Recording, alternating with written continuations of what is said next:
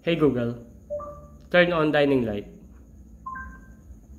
Okay, turning the dining light on. Okay guys, welcome back to this channel na. Ngayon meron tayong bagong i-review na isang toy na nabili ko sa isang online seller. Ang truck na to is it is a snow groomer, no? And made by Siku. Yeah. Before natin i-review, shoutout muna sa seller na to. Yan. Si Sir Denmark. Sir Den, thank you very much for sending me this product, no? Talagang napawawa ko dito sa naibenta mo na sa akin na toy na to. Kasi ang hirap maghanap nito, wala talaga ako nakikita nito. Sa'yo lang ako nakakita nito. And I'm very happy na binenta mo sa akin tong toy na to, no? Okay, so si Seller Denmark, napakabait na seller, napaka-responsive. Go check his Facebook page, i-message nyo siya na kung ang skill ng hinahanap nyo talaga is yung 1:50, 1:55. I think meron siyang 1:87 din. Tapos yung mga bigger, a little bit bigger na mga scale, hindi ako sure kung 25s yon, yung 1:25, pero meron siyang brand na Komatsu, may cut siya. Alam nyo, yung mga excavator, mga ganun, meron siya na mga cranes, meron siya. Ako, nung pinakita niya sa akin, nung napawaw talaga ako. Tapos, etong si Sir Denmark, no? Isang gusto ko sa seller na to, napakabait, paano ba to? Nakaka-relate ba kayo guys yung may seller, sa mga seller yung pas sa kwentuhan? Alam niyo yun? Pero itong seller na to napakabait. He even show me yung collections niya. Ayan, yung kung ano yung pambenta niya, saka yung mga kino-collect niya, talagang pinakita niya sa akin. Napawaw talaga ako. Wow, ang dami, lahat yun. Wala sa shelves ko yun. Itong binenta niya sa akin na to, hindi ko alam kung extra niya lang talaga to. By the way guys, hindi to brand new. This is a second hand lang tong binili ko. Pero as I can tell nung hinawakan ko to, yung condition talaga ng truck na to is mint or near mint. Napakaganda pa ng condition talaga nito. Walang broken parts. Wow talaga ako dito. So anyway, ang kwento talaga nung seller na to, no? Habang naghahanap ako ng mga trucks na nagbabrowse ako na kung may mga naka-post sa Facebook marketplace, no? Nakita ko itong isang post niya na Pistonbury. So immediately nag-message ako sa kanya. Pero hindi ko na notice yung post niya pala yun is way back 2022. Yan, hindi ko na notice yung date, pero nag-reply pa rin to si Sir Denmark. Sabi niya sa akin, "Sir, matagal na yan sir, benta ko na yan," parang ganon. Tapos may naitabi ko niyan, sabi niya ganun, pagka nakuha ko, may message kita, sabi niya. So may message niya ako, nag-message sa akin si Sir, tapos pinakita na sa akin yung picture na to. Kumabog talaga yung dibdib ko sa truck na to. Sabi ko, yung nakita ko pa lang yung unang post niya, kasi hindi ko alam kung meron bang first generation to o second generation. Pareha silang piston bully, pero yung sa kanya merong crane dito, merong dito yung may hook na crane pa rin yun, yung parang arm, tapos may hook. Napakaganda din, tapos kulay red siya. Hindi ko alam kung anong model yan, hindi ko pa na-check siya sa Google. So nung pinakita niya sa akin to, in-screen capture ko to, tapos tinignan ko yung detalye talaga. Ginoogle lens ko siya para makita ko yung detalye. So nakita ko doon, meron palang dalawang variation to. Isang 1:50 scale model. Itong laki na to is, ang model niya is 4910.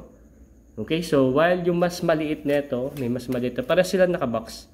Pero may mas maliit nito, ang model niya is 1897, piston bully rin. Ganito na ganito rin itsura niya. Pero sa 1:50 kasi mas detalyado kasi siya, mas detailed, mas marami siya ng details. Ganda din noon. Actually, meron din akong 1:87 na crane. Ganun ang laki niya. So, ganda din nun. And, napaka-rare na itong truck na itong binenta niya sa akin na to. Talagang wala na ako makita na ito. Upon checking sa platform ng Shopee, meron ako nakita doon as per yesterday, nakakita ko doon ng 1:87 scale niya, yung 1897 model. Meron pa doon manggagaling ng China. I don't know kung magkano yung price, hindi ko na siya na-check. Hindi ko matandaan, na nakita ko lang yung itsura niya. Okay, so interested kayo, go check it out. Nasa Shopee lang yon. I-type nyo lang is Siku Piston Bully or lagay nyo lang Siku Trucks, lalabas din siya. Pero kung hindi nyo makita particular type ni Piston Bully. Okay, so back to tayo sa product. Itong truck na to, isa siyang snow groomer. Yan, base sa Google, isa siyang snow groomer. Yung nagsho-shovel ng snow para magkaroon ng trucks, baka daan yung mga vehicles, yung mga sasakyan dito kada sa kung saan lugar yan may snow, like US, UK, yeah, England, sa Finland, Denmark, yan, may ganun yan. Meron silang ganitong truck. Yan, snow groomer siya. Okay, so ito yung detalye niya. Look at that. Yan, itong side na to, napakaangas din. Okay. Look at, ito yung pang shovel niya. Ay, sarap pa na shovel, ano. Ito parang ito yung pinaka groomer niya, yung nagpapantay ng snow sa daan siguro. Okay. Yan, magalaw talaga siya. Die-cast.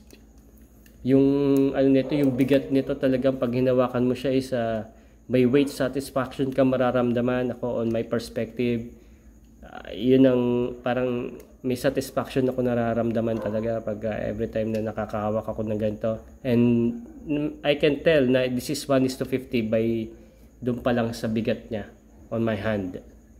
Okay, so doon tayo sa material.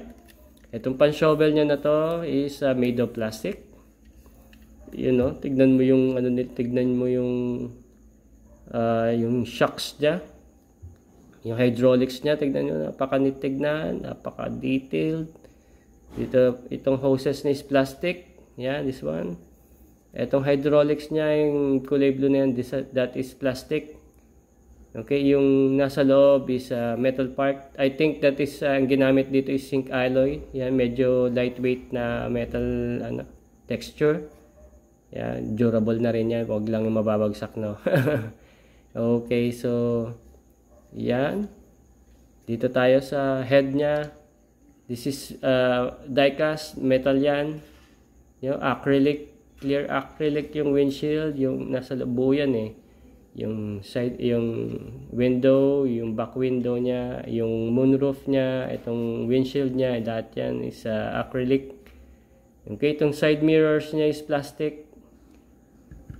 This part is parang niya to eh.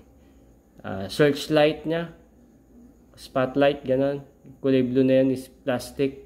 Natatanggal siguro to, parang nakadikit talaga yan. Okay, itong mga fog lamps niya is naka-embedded sa body. Yan, metal yan.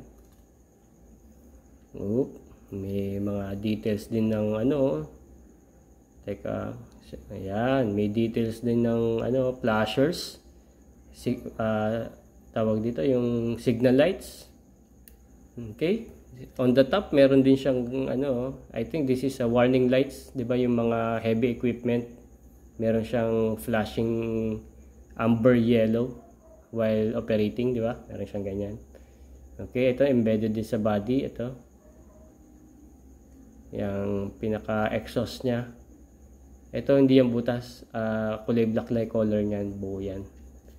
Hindi, wala siyang parang exhaust niyan, pero that is part of engine bay niya kasi snout tong yung truck walang pagdadagyan ng makina sa harapan. So I think ito yon. Okay, so itong body niya is die-cast. This is metal. Piston bully. Okay. This is plastic. Ano ba tawag dito doon sa mga pickup truck, yung nakalagay na na to, Sa likod ng pickup trucks, yan, plastic yan. Ano nga ba tawag doon, guys? Alright, ito yung tapalodo niya sa likod. Ito malaki na to is metal. Sama yan ng body, hindi yan natatanggal. Fix yan. Okay, so this one, ito yung I think this is the groomer niya. Yung kapag dumaan niya, papatagin niya yung dadaanan niya. Oh, may moving parts sa ilalim. Wow! Napaka-detailed. Napaka-angas nito. May moving parts pa. Okay. This is plastic. Made of plastic. Yung hoses niya, plastic. Yan. Yung joint, yung arm niya dito is plastic. Pati yung joint niya, yan, sa dulo, joint niya, this is plastic. Okay, I can tell na plastic to. Hindi to made of alloy or metal. Okay. Yan, lahat to plastic. Yan, dapat maingatan to. This side, this is rubber. Itong truck pad niya, yung parang dito sa mga tangke. Okay. Ba tawag dito, particular na tawag dito, truck pad ang alam ko dito, truck pad. Okay, yung nasa loob na to, ito yung tawag yung mga metal drums nya, ang tawag dito, yung rims, metal rims that is made of plastic. Yan, pati ito malaki na to. Itong rubber niya, ganda ng quality. Smooth, alam mo rubber na rubber, malambot. May satisfaction feeling. Check na check yan. Okay. So, ayan siya. Okay. Itong functionality niya. Okay. Ito, I think natataas baba ito kasi this is hydraulic. Wait, let's see. Oop. Wow! Napaka-stiff pa. Napaka-angas, napakatigas pa. Wow! Oh, pag tinaas mo siya, hindi siya babagsak. Yan. Oh. Ganda. Naingatan talaga to. Hindi siya pinaglaro ng bata. This is a shelf toy. Nasa shelf lang yung mga toy na to. Tapos niingit pa siya, parang ang sarap pakinggan ng tunog niya. Para sa akin. Okay, so tingnan natin yung interior niya. Yung lang functionality niya, yan saka to. Yan, 360 degrees na ikot yan. Kasi ang totoo niya, pwedeng ang alam ko diyan sa mga ganitong snow groomer is ito, pwedeng i-plot dito sa likod niya yan Or parang yung mga model niya na, yung unang model niya may hook, hinuhook to doon. Okay, para siyang winch. Yan, parang winch. Okay, ganda na ito, ganda rin na ito. Yan, tignan natin yung interior niya. That is plastic, yung interior niya. Although fix yung like yung niya, yung steering wheel niya fix. Pero ganda din, neat tignan. Nakakita ko nito nung RC na siya, yung remote control, ganito yung tsura, ganito rin kulay, lahat ng ilaw niya nagfa-function. Pati itong niya, yung searchlight niya nagfa-function, and may driver na nakaupo doon na na toy din. Nakakatuwa. Pero tingin ko mamahal na yun, hindi na natin afford yun. Right? Okay, so dito sa ilalim, yeah, nakalagay is Seiko lang, walang model number. Yeah, pero di metal yan. Meron siya mga tornilyo dito. Okay. Kaya mabigat. Yan, ganyan siya. So, what do you think, guys? Itong snow groomer na to, paano niya? I-rate nyo nga. So, comment nyo nga down below kung ganito rin ng perspective nyo, ganito rin ng parehas tayo ng kinokollect. I-rate nyo nga itong truck na to kung ano sa tingin nyo. Okay, sa akin to parang perfect talaga, 10 of 10 to, kahit walang box to, 10 of 10 sa akin to. Wala talaga ako nito at hindi ako makakita nito. Kay Sir Denmark lang ako nakakita talaga nito, at the good thing, binenta niya sa akin. Okay,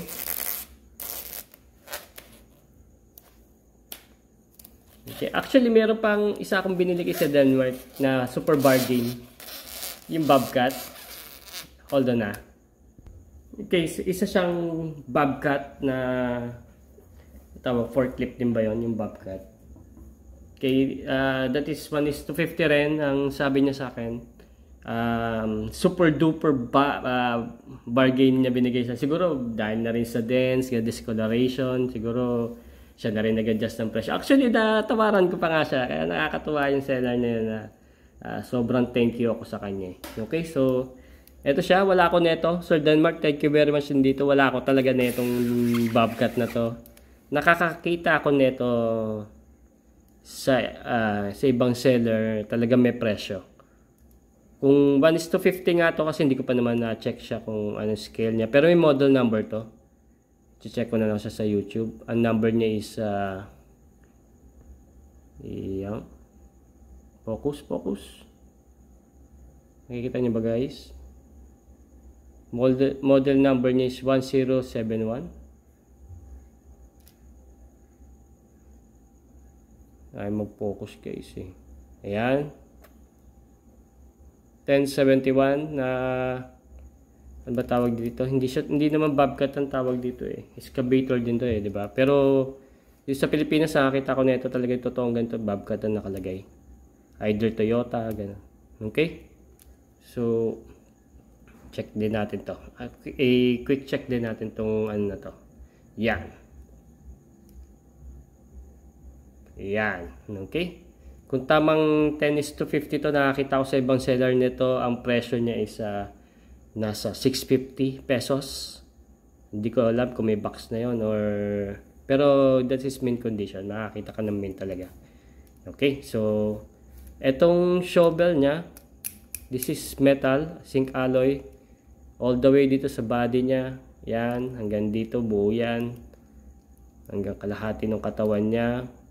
Parang Fiat yung ilalim niya, may screws dito na natatanggal tong ilalim. Itong ilalim is plastic. Okay, yung gulong niya made of rubber. Yeah, check. Lambot, may satisfaction feeling din. Yung weight niya meron din. Okay din siya. Itong cabin niya is plastic. Yung upuan doon sa loob, plastic. Sensya na kayo, marumi. Ganun talaga. Normal sa vintage yan. Hindi ko alam kung vintage na itong model na to. Ang nakikita ko kasi nito sa market is parang yellow. O ganun, parang mga kulay ng Komatsu. Mga crane. Saka red-orange. Yun ang nakikita ko. Seiko brand din siya. Okay, so ang ano ba? Ito metal to. All the way there. Okay, itong hydraulics niya, itong white na to is plastic. Yan, plastic yan. Tapos yung hydraulic niya is made of zinc alloy, I think. I don't know, hindi ako particular kung zinc alloy nga, pero metal siya. Die-cast daw eh. Okay, so ang functionality niya is ganun siya. Tapos kukuha siya ng gravel and sand. Tataas niyang ganun. Yan, yun ang pinakamataas niya. Okay. Isa portable excavator na ginagamit ng mga construction workers, companies na para yung mga mas maliliit lang na construction like a small building, nagamit sila nito. Okay. Perfecto dun sa ano nga bang model nung Seiko ko na light truck na yun, yung merong crane din. Yan talagang tandem dito dahil siya kukuha ng buhangin doon o ng gravel and sand, siya rin na mag-unload and tawag ito magkakarga. Yan. Ganda din. Siguro paglalaanan ko na lang ng oras to para to hindi ko na may re-restore to, pero kailangan pwede ko siya i-repaint. Okay. By the way, hindi siya basta-basta makakalas. Kasi itong ano niya, meron siya mga metal tocks dito. Fix yan. Hindi yan, tingin ko hindi yan nahuhugot. Yan, parang mga rivets. Gagawa na lang natin ng paraan yan. Okay, itong rim niya is plastic. Yeah, that's it. That's it guys. Yan. Uy. That's it. Okay, ganda. Okay, so rate nyo to guys. What do you think? There you have it. And kung gusto nyo pa makakita ng ganitong klaseng toys, meron akong particularly na 1:50 scale. Ito 1:50 to. Meron ako 1:55. Meron ako 187 scale. Ang mga brands na nahawak ko ngayon is Kaidiwei brand. This is a Chinese brand pero maganda quality nun. Saka Siku model. Okay, itong mga Siku model na to, mga German brand to, mga made in Germany ito. Siguro sa box niya nakalagay ito since wala namang box na included dito. Wala rin nakalagay na kung saan made siya. Wala akong nakitang made in China dito sa ilalim nito and serial number. Wala siyang model number actually. Dito ko lang nakita sa Google ang model number ng 1:50 scale and 1:87 scale. Okay, sa akin napakaganda nito. Okay guys. Kung gusto nyo ulit makakita nito, just follow my page and subscribe to this channel. Meron akong TikTok account, meron akong Facebook page, meron akong YT channel. Yung mga yun, mga new lang yun, mga newbie lang yun sir. Mga sir ma'am, newbie lang yun. Parang for the purpose of keeping memories lang. And also to share. Kasi wala na rin naman nakikita sa YouTube na karaniwan ng mga review na ganito. Meron mga foreign, iba nga mga Russian, ganun, German yung salita. Okay, so thank you very much for your time. Till next video tayo. Okay, see you soon. Bye.